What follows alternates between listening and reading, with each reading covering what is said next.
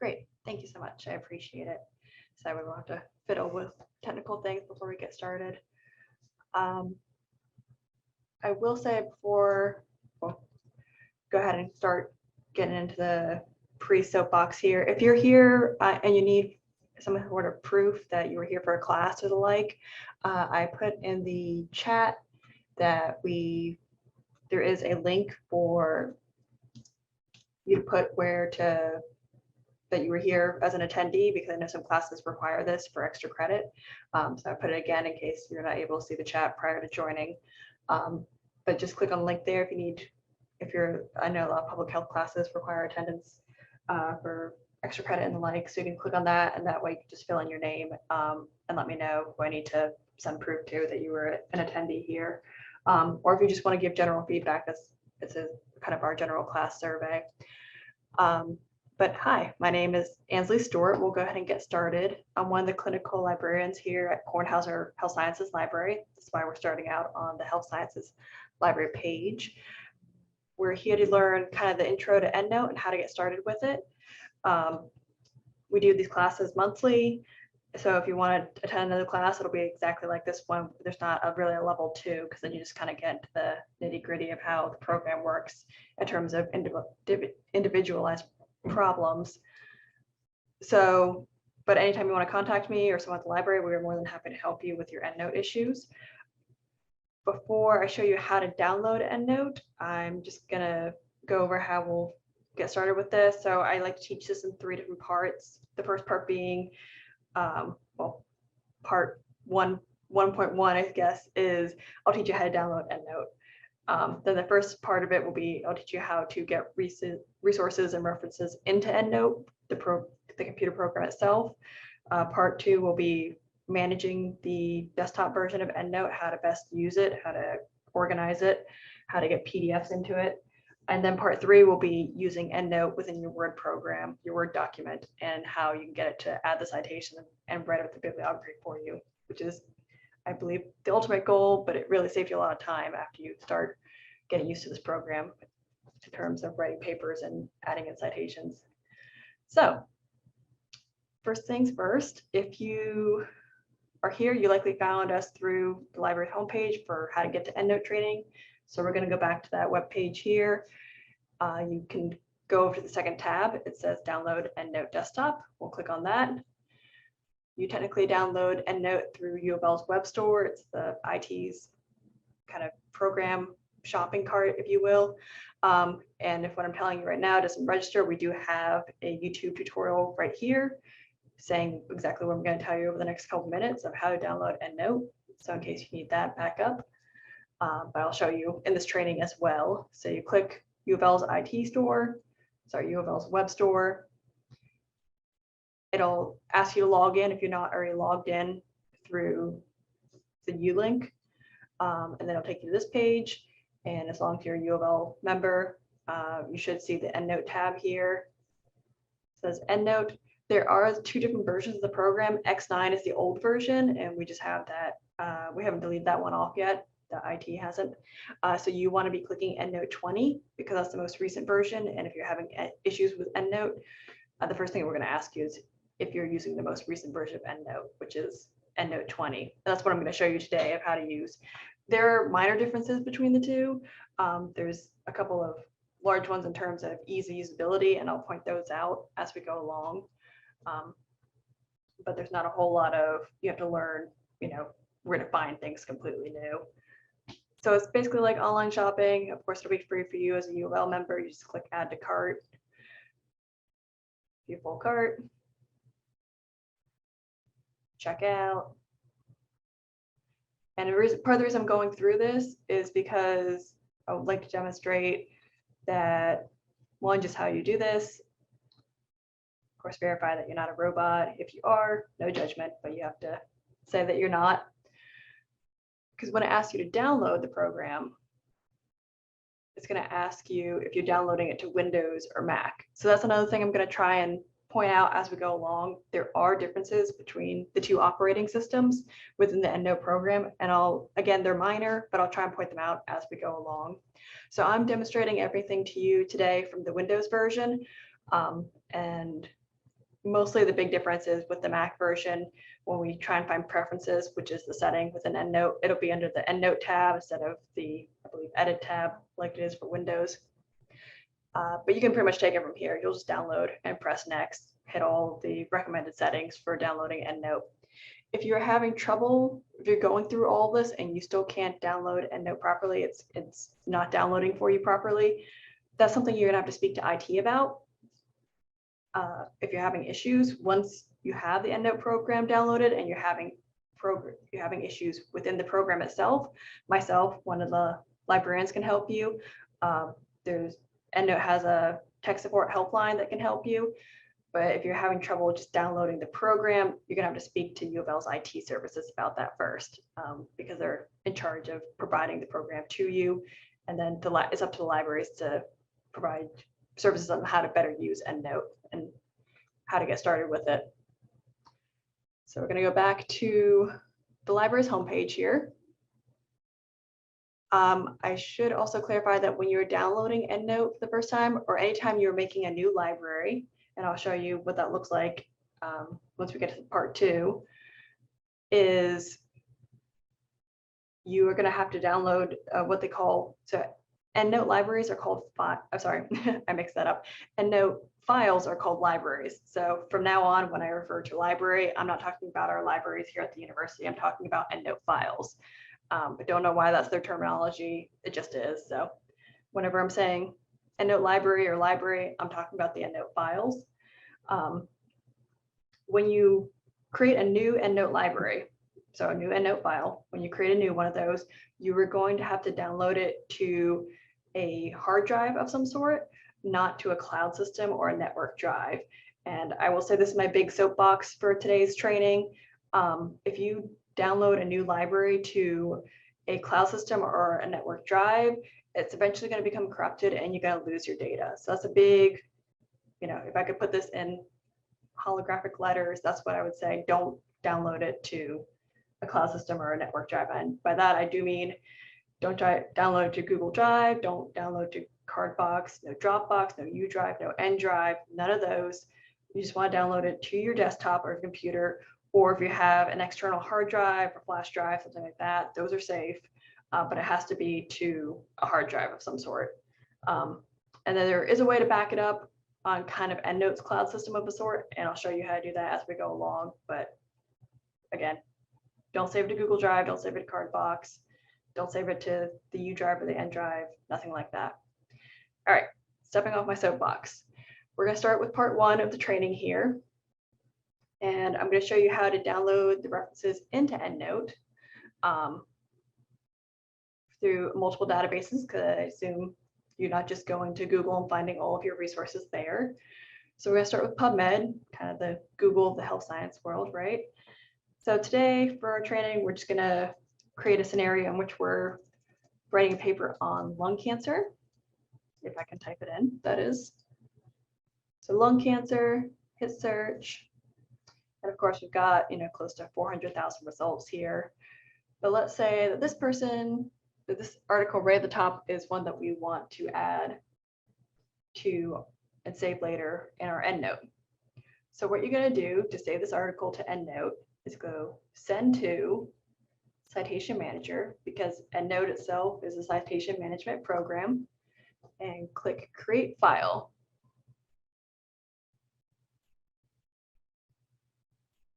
And then when you open that file, it's going to upload itself.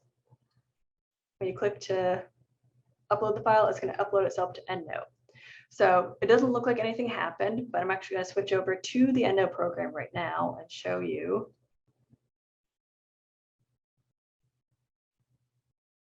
So this is what my EndNote library looks like right now. Keep in mind, I've got over 2,000 references in here because I've been working out of it for a very long time.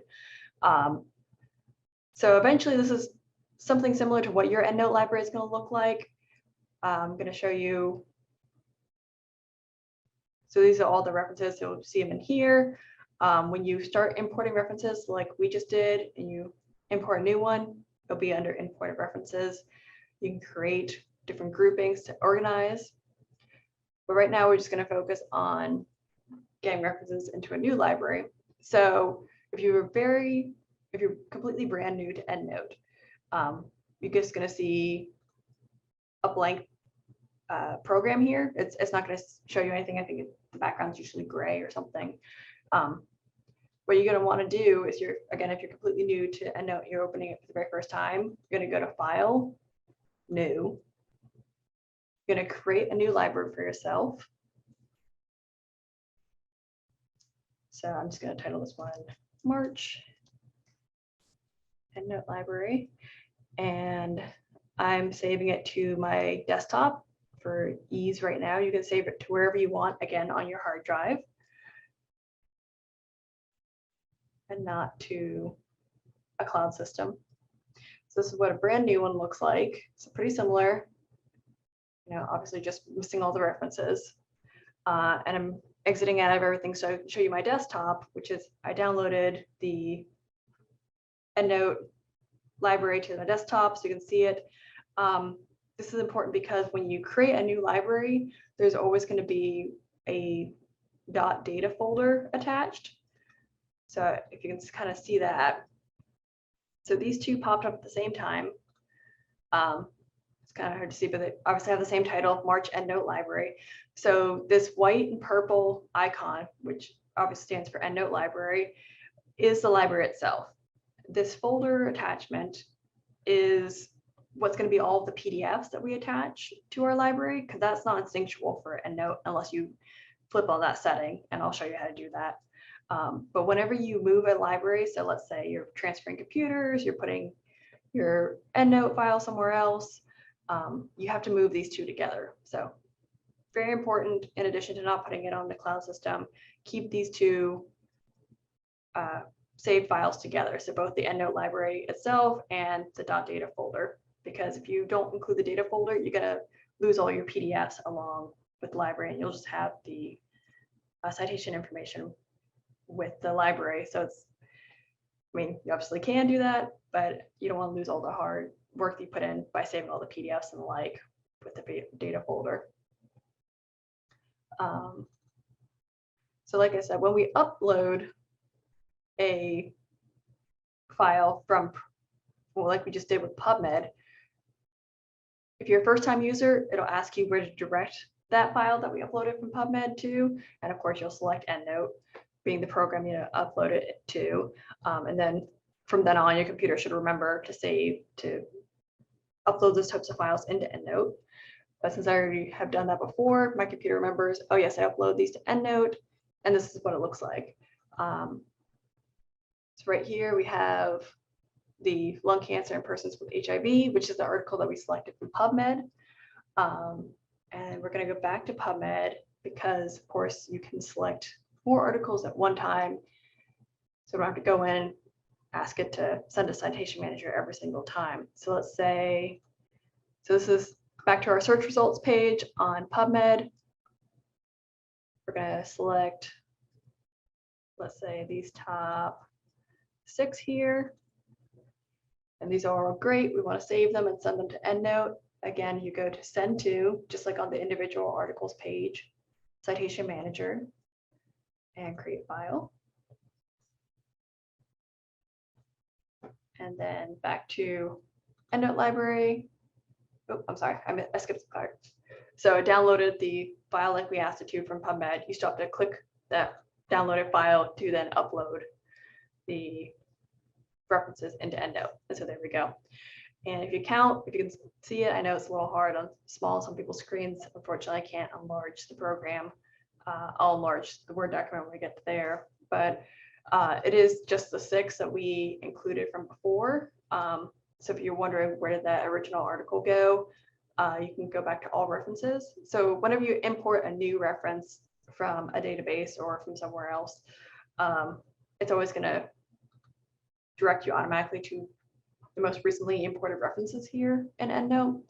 And I mentioned that because some people are a little worried that they'll see, oh, I'm supposed to have 30 articles in here, why I only see 1 or 2. It's because it just takes you to the most recently imported references that you have. So just give it a minute, go back to all references. You should see your complete library in the long list there.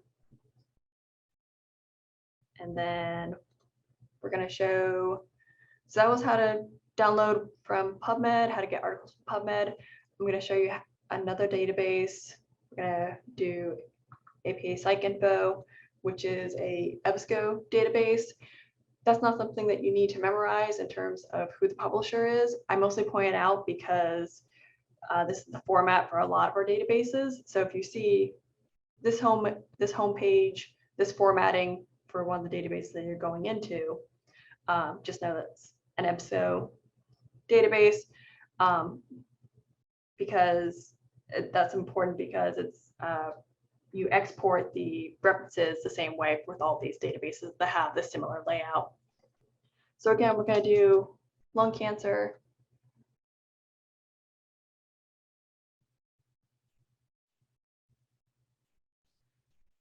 And let's say this is great. We'll go with the second article here.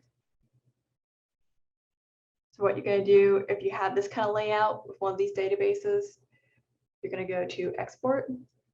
And this one makes it even easier. You just select, it says direct export in IRS format. And it even says right here, EndNote. So you know you're selecting the right one. So it's automatically pre-selected for you. You don't have to select anything else. You just hit export, save, and does the same thing it did with PubMed, which it'll download that reference file. We double click it to upload it. And there we go. So like I said earlier, it just shows you the most recently imported one, but all of our references are still here under all references.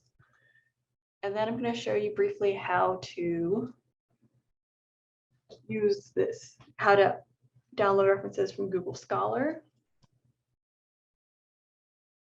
because that is a bit of a different setting compared to most of the databases that we have with our university supported databases.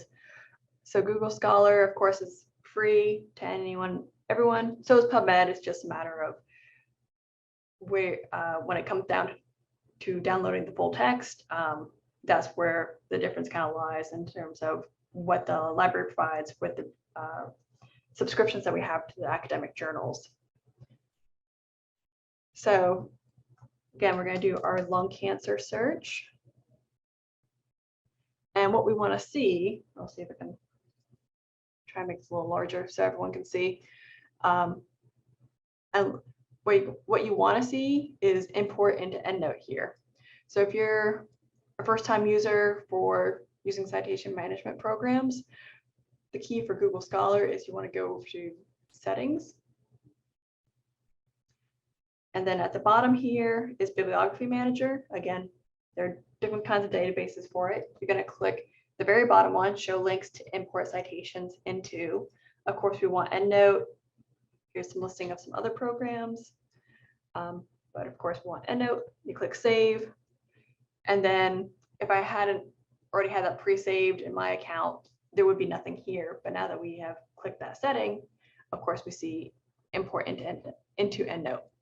So without selecting that in the settings first, you're not going to see any import links on the search results page. So now that we have that, let's say, yes, we will import into EndNote. Again, the same as the other two databases. We're just going to click on the imported file. And then there we go. That was the article that we just clicked on from Google Scholar in our EndNote library. Okay, so now we've got 9 references. And that's pretty much it for part 1 of our training. If you have other databases, most databases pretty much have the setting of where you can download the article references from them. I believe you can also download some of the book titles, book citation information from our library catalog in the same manner into EndNote. But otherwise, it's kind of hard to find books to download unless they're already pre-populated in like Google Scholar or something like that as references preset to download into EndNote. But that's how you do so. There is a way to search for articles within the EndNote program itself. We don't really teach that here because it's a very clunky method. It's hard to narrow down search results and also duplicate search results. So if that's something you're used to doing, I can work with you one-on-one about that, but it's not something we're going to learn in today's training. So we're going to move on to part 2 of our training, which is how you use the EndNote program itself. So we've got the 9 references that we pulled from the 3 different databases earlier. And of course, most of these are just the citation information from the articles. So none of these have the PDFs or the full text attached to them. So for instance, when I click on one, we see all the citation information. We can see what it looks like in citation style format, depending on what you choose. So this is what it looks like in APA. This is what it looks like if you're doing JAMA, which is the American Medical Association citation style. This is really handy in terms of if you're trying to find an article, you've got this, but you can't find maybe the full text or something, or you want to tell someone to read this article, you can just copy this. It used to be you didn't have that feature in the older versions of EndNote. So I think it's a nice little helpful tool. So you can just copy the citation information and then you can just email it to someone. But when it comes down to finding full text, one of the really handy tools of EndNote is you can select one or as many as you like references within your library. I'm just doing Control A to select all of the references, and then I'm doing right click on my mouse to do, find full text. So like I said, select whichever articles you want to find full text for. You'll right click with the mouse, find full text. That's something I'll show you in a minute to verify that you're a U of L member, and that way you can get more of the full text options available to you. So when I clicked find full text, it popped up with this drop down here on the left hand side of find full text, obviously. So it's letting you know that it's busy searching for them. So it's going through your whole library and it's searching for as many PDFs or full text via URLs as it can find. It's that saves you from having to go in and hand pull all the PDFs and then attach them individually to the different references here in your library. So it's a very handy tool. It's not 100% foolproof in the sense of it's not going to find all the PDFs for you. You just kind of have to take what it can give you, but it is obviously going to save you some time, so you don't have to find all of them by yourself. And of course, it lets you know as it's searching through the list of how many you asked it to find full text for. So it's found 3 for the PDFs, 3 full text via URL, and then it's found 2, and we're still waiting on 1. Of course, however many you select, that's how long it's going to take. So if you've got, 200 plus, you probably want to walk away, get up, go get a snack or something, come back to your computer, give it time to find all the PDFs for you. If we just did 9, like we've done, it would just take a couple of minutes. But that is the thing about, sometimes you have to be a little patient with EndNote and letting it update itself. So I found 4, and that's pretty obvious in terms of it found anytime it does have a PDF attachment, it'll then have a paperclip next to it in the reference library here. So and then when we click on that reference, we can go over, see our citation information, and then also click over to the PDF, and it has it right there. So I can slide this over a little. So one, you can read it within the windows here. You can also pop it out into a separate window and read it that way. And this is really handy in the sense of you can also edit and make notes on these PDFs. So once you have them in EndNote, you can leave sticky notes. So what they call markup annotations. So you can kind of leave like sticky notes, like if you're making edits in the Word document, or you can do highlighting. So let's say we want to highlight that sentence and save it for later. You can underline things, strike through, like I said, just make general notes and edits to the PDF. And then you can save it and exit. And then when we click, go through, work on some other things, come back, and it still has the highlights ready for us. So you can still kind of see that the first sentence is highlighted. So it'll save your notes and everything in one place. So that's one of the really handy things about EndNote is it saves all your notes and your PDFs and your citation information in one place. So when you're particularly doing a research project, it's all there, one place. It's very handy. You don't have to keep flipping through your notes and going and finding the PDFs in a different folder on your computer. It's all here together. And then if you do have an article where you weren't able to find the full text, or I'm sorry, the find full text feature via EndNote wasn't able to find the PDF for you, you can always just add a PDF. So a lot of people just go and find the PDFs and hand add them. So you can just say attach PDF. And of course, it acts like any time you're attaching something like you would do with an email or the like. You just go and pull the attachment and add it in. So nothing special there.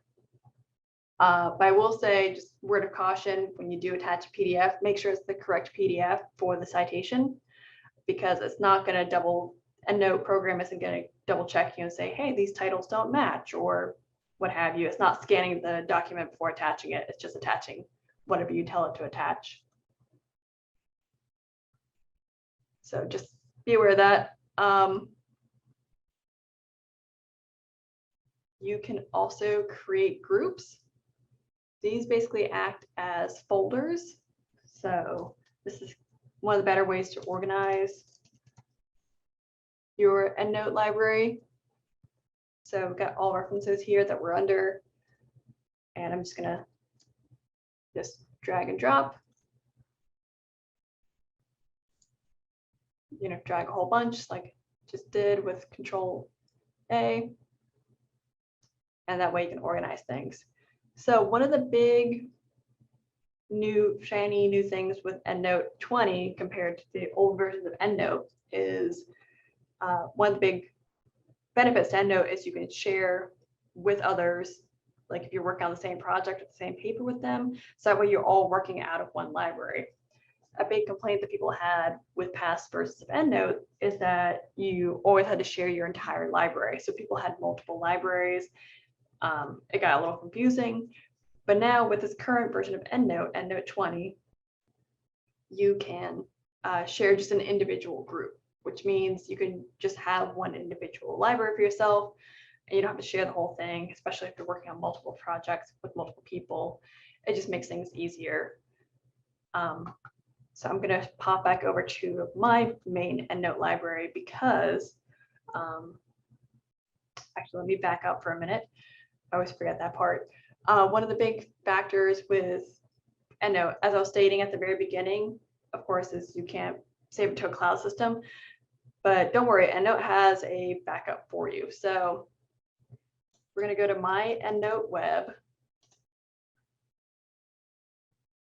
This is EndNote's version of a cloud system of having everything backed up for you, because I know how, especially once we've gotten used to the cloud systems now, like I always use my card box or a Google Drive for personal matters. I know how much of a pain it is to carry a flash drive now. So what EndNote has done is created, the URL is myendnoteweb.com. And you're going to want to click register if you're not a new member. I'm sorry, if you are a new member. Just put in your email. It does not have to be your university or hospital affiliated email. I kind of suggest it to be, because if you ever have to go and call the tech support hotline, that's what they're going to ask you for.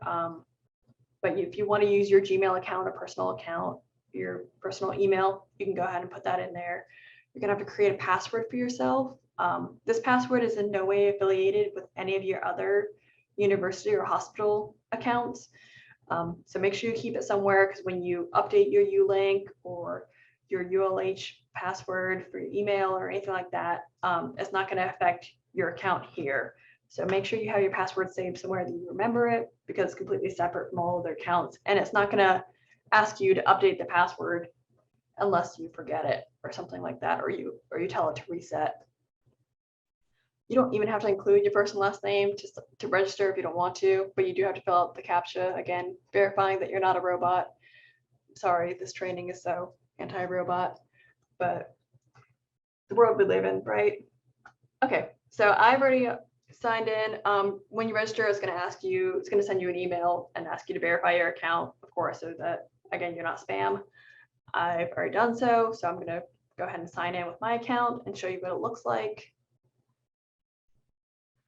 So as you can see, I use my louisville.edu email and I've got my password signed in.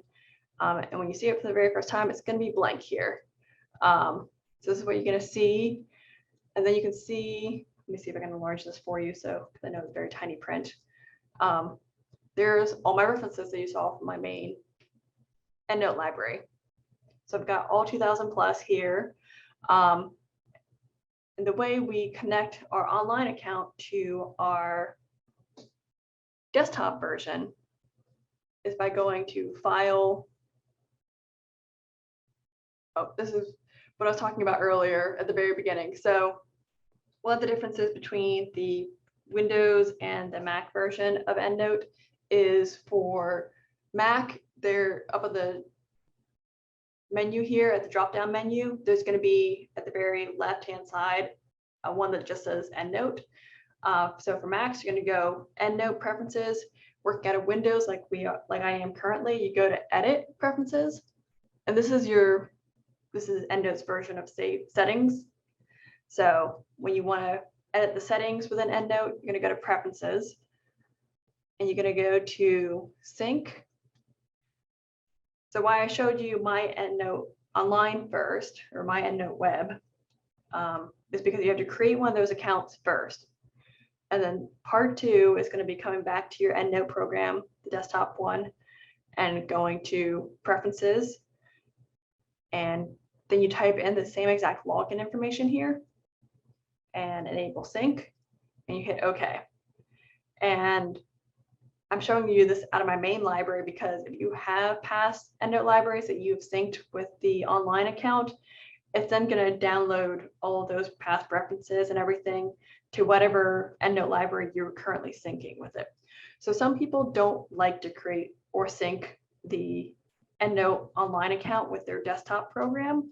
And I understand that because it downloads everything and makes it, whatever library you sync with it will have those thousands of references or whatever, like I do. But the fact of the matter is, if you ever want to share or work out of a library or a group with someone, or you're going to have to sync your library with the online account. I don't think that used to be the case, but it definitely is now. So, like I said, create the online account. You just go to myendnoteweb.com, register, create that account.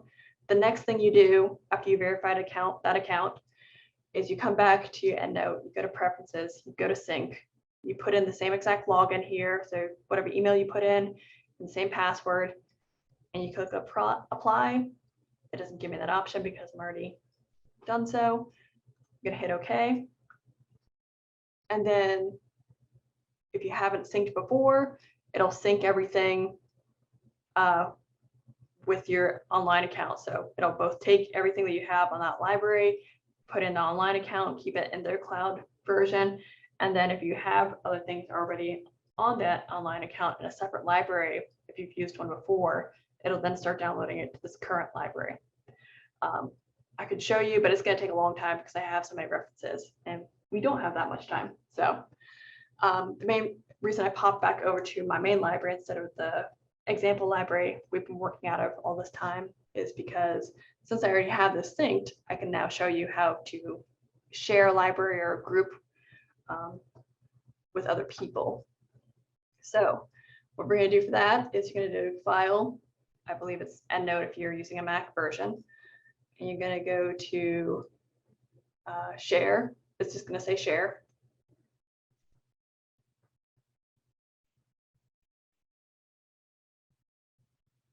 Like I said, sometimes you have to be a little patient with EndNote. It'll take a minute with some things, particularly if you're having to do something like sync or save a reference, that kind of deal.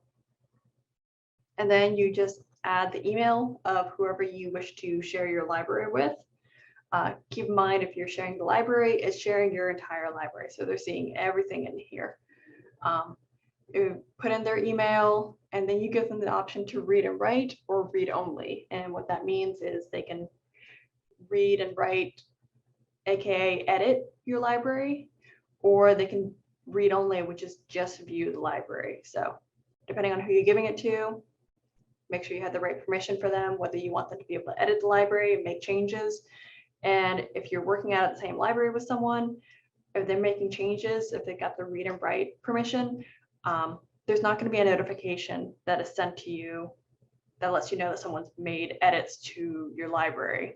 There is a listing, there'll be an icon that comes up, and you can click and see what changes, what the change history has been to the library. But there's not going to be an email or some kind of pop-up notification saying, you know, Jay Smith edited the year on such and such article. So just keep that in mind. And then of course, read only, you can give them a little message before you send them the sharing of the library. If you want, it just acts like an email. And I don't know if you can see this, it's a pretty small print, but you can share it with up to 400 people if you like. Just keep in mind that whatever email you send to that person, they already have to have that email with EndNote. So it's whatever email they use with EndNote. So if they don't have EndNote program at all, you know, it's a moot point to send them the EndNote library. They're not going to be able to open it if they don't already have the EndNote program downloaded on their end. And then it's the same thing for if you want to share a group with someone. So if we want to share a group, you just go, you select which group you want, you right click, you click share group. And this is just sharing the group, not your entire EndNote library. And it's the same thing as I was saying, put in email, give them permission to read and write or read only, send a message if you like.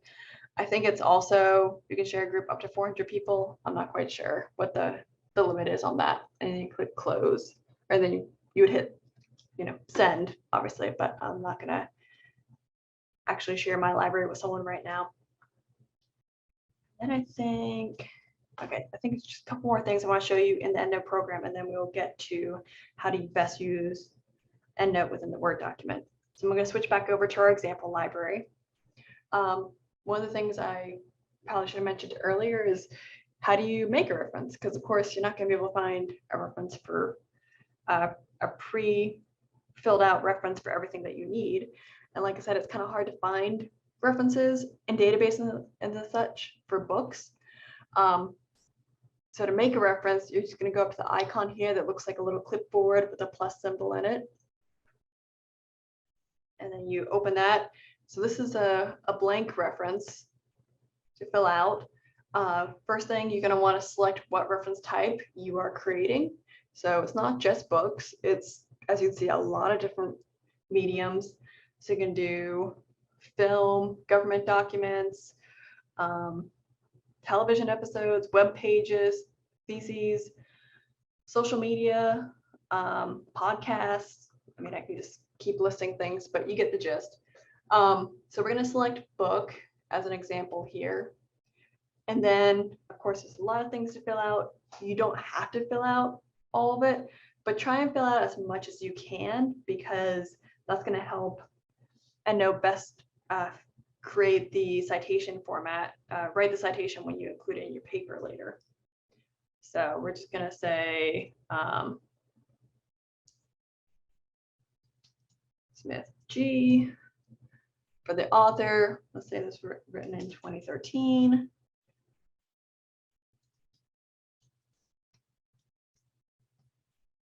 Just going to title it as Lung Cancer Book. But like I said, try and fill out as much of this as you can based on whatever your reference is, because you want it to have as much reference information for whatever citation style that you're going to be using for your paper or project. And you can go ahead and attach the PDF at the same time too, if you would like, and then click save when you're done creating that reference. And then you'll exit out of it. And ta-da, this is what we have. And of course, as you can see, it's a very sparse looking citation because I only gave it 3 pieces of information. But that is what it looks like. And then I think the one other thing we should go over is EndNote, one of the other nice little tools that they have within EndNote is finding duplicate references. So if you're like me, you're pulling a lot of different references from a lot of different databases, or if you've got a long-term project, most of the data, you're going to have some kind of overlap with the various articles and things that you pull if you're pulling from multiple databases. So a way to deduplicate is you're going to click select all, you're going to right click. Oh, no, I'm sorry. Sometimes I forget where things are. You don't have to do, so scratch that. To deduplicate, it'll be under tools, unless I'm getting that wrong. So you can tell there's a lot of different neat things to do with EndNote, and I sometimes forget where they're located. It's under library, and I believe it's still library in the Mac version as well. Under library, click find duplicates. And then it's going to have this little window that pops up. And it's going to show you the duplicate references that it's found, and it'll lay them side by side. You can select which reference to keep, or you can skip, keep both of them. But this is important to do before you start writing in your Word document and adding citations to the Word document. Because if you have multiple references in your EndNote, they're the exact same reference, the exact same article, book, what have you. And then you try and make a citation, add the citation into your Word document. Your Word document's going to get confused if you're trying to then move the citations later, or say, that's not the citation I'm trying to work out of, it's this one. Because of course, EndNote sees them as two separate references, which they are, but they have the exact same information. So I could kind of get a little bit more into the nitty gritty of that, but basically you don't want to confuse EndNote and the Word document and saying, I know it's the, you don't want to confuse it with the duplicates. You don't want to confuse yourself with the duplicates. So it's best not to have them. That's kind of best practice to get rid of all your duplicates beforehand. So pick whichever one you want. Maybe you already have made notes or edits to one, and just go through and cull the list. Make sure you get rid of the duplicates before you start working with the document in Word or whatever word processing program you choose. So I'm just going to hit cancel. I'm sorry, I shouldn't have done that. I'm going to actually deduplicate.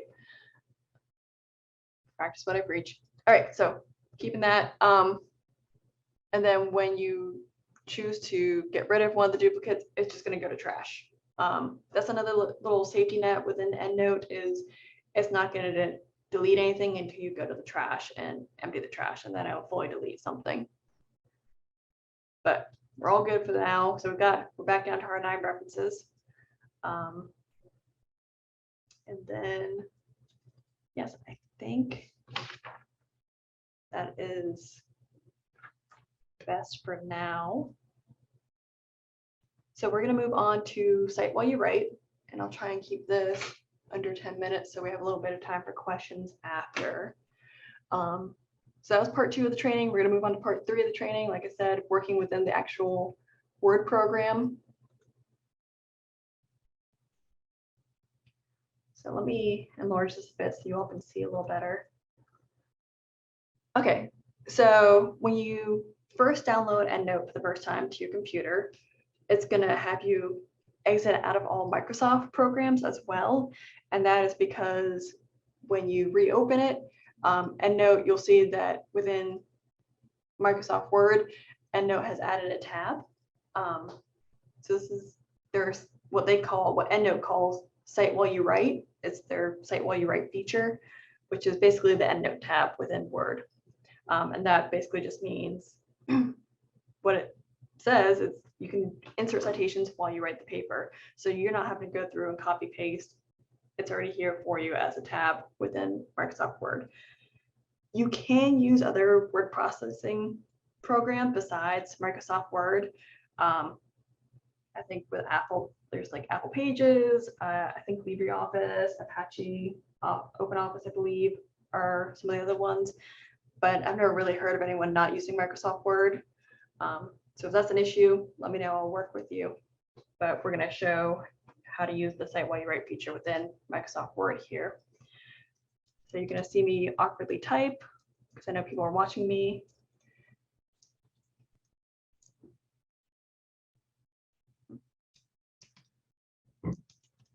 All right, so this is our first sentence within our essay, and we're going, great, we're gonna add a citation to it. There's two ways to add citations.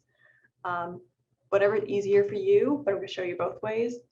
So we're gonna be in the EndNote tab in Word, and you're gonna click the little drop-down arrow here for Insert Citation. And you can choose the first option, which is the first one listed, Insert Citation. This will be synced to your EndNote desktop program, so whatever you have here, and it'll be searching in libraries. I will say, if you are working out of a shared library or a shared group, do click on the drop down here and click shared groups, because you might not be seeing. So again, that's a kind of a common issue of people saying, I can't find, you know, the shared groups that I'm working out of with other people to work on this paper. Just click the drop down here when you do insert citations. That's something they don't make very obvious. So let's say that this top article is the one we want to include. We're going to click insert, and then bam, this is ACS style, because I think that was one of the last things I was helping someone use. So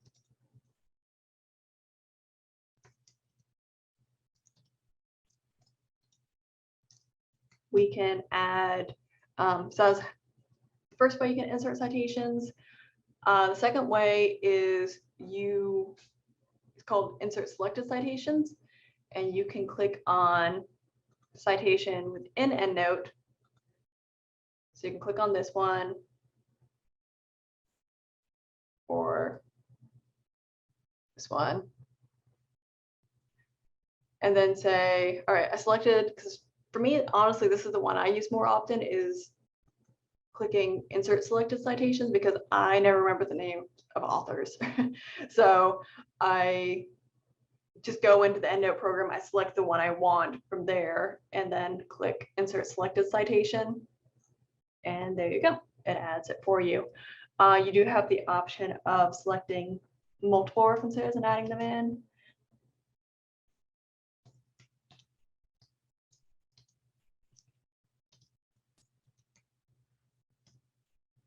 So you can do insert citation. What you would just do is select, you just hold down the control button to select multiple citations when you do that, and you click insert. So that way within one citation you have multiple references citing that one sentence. And then kind of here's the culmination of the magic that is EndNote. So we've got this all in ACS style format. But let's say we want it in APA. It does pretty much look the same. That wasn't dramatic enough. I'm going to show you what it looks like in American Medical Association style, and then it just changes everything over for you. So with APA style is, everything in the bibliography here is alphabetically. The big difference between that and AMA, the American Medical Association style, is they do things chronologically in terms of where you're putting in the citations. So kind of do a bit of the flip back. And so this is a really handy thing about EndNote is, when you're writing out the paper, it inserts citations for you. It does it according to whatever citation style you select, and then you can change it over to another one within a few seconds. This is especially helpful if you're trying to get a paper published and you're submitting to multiple journals that are requiring different citation styles. And then, as it's kind of hard to see now, but obviously this is the bibliography here, the little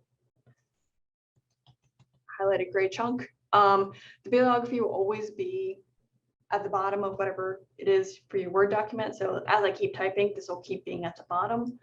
When you need to make any kinds of edits to the citation or the bibliography, don't go in and just start hitting backspace or pressing enter or anything like that. Always make sure you're making any kind of edits using edit and manage citations within the EndNote tab here. So if you need to edit this reference, I'm sorry, I hit the wrong thing there. Let me go back to the Word document. So let's say we've had this reference, the citation in there multiple times, and according to APA style, after a while you just start including the author. If you're citing the thing multiple times, you can say exclude the author, exclude the year, show only in bibliography. That one's important because I know some people just say, oh, I don't need the citation, but I do need to include it in my works cited listing at the bottom. So just select show only in bibliography. Don't try and because if I backspace this one, it's going to take it out of everything, or honestly it might reappear. It's a little bit finicky like that. So what I'm saying is don't try and use the keyboard to make edits to the citations of the bibliography. Anytime you need to make edits, go through the program itself to make edits, select edit and manage citations. And then other than that, just some cosmetic things within the bars over here. It's kind of hard to see, but the little arrow that pointing out right here, this is how you make cosmetic changes to the bibliography. So you do layout, and you can do bibliography title. So you do works cited. You can make the font whatever you want here, the indents, whatever you want. Again, just don't try and mess with that in terms of just using the keyboard. Always go within these settings here within the program. And then before I open up for questions, so if you're just, of course, if you have any questions, please come find me or someone else who works in the library. We're always happy to help you. I do like to point out, if you can't get help from us at the library, because normally we're here typical like 8 to 4, 9 to 5 kind of hours during Monday through Friday. But if we're not available, there is, as I was commenting earlier, a tech support helpline within EndNote. So you would be speaking actually to people who work for EndNote. So I tell people to just contact or Google contact EndNote. And as you can see here, there's tech support. Here's their number. You'll just press 4. They also have specific hours though. They're not a 24-hour service. So Monday through Friday, 9 to 8 Eastern time. So yes, you can just call them. They've always been able to solve my issues. So if you want to contact them first instead of contacting myself or one of the other librarians, we won't be offended. Like I said, they're always able to solve our issues. They're a great resource. And then if it's 11 p.m. on a Sunday night, you can't get a hold of either of those services, I would suggest looking on YouTube to try and solve your issue. There's a lot of really good tutorials out there on YouTube. EndNote itself puts out tutorials on YouTube. The company itself puts out tutorials, and then a number of other libraries also put out good tutorials as well as to how to best use EndNote. That's where largely the ones using them. Okay, and on that note, I will flip over back to the Kornhauser Library homepage here, just so I could show you my beautiful face. This is me talking to you, Ansley. So the best way to reach me is by email. But if you can't find myself, these other lovely librarians are happy to help as well.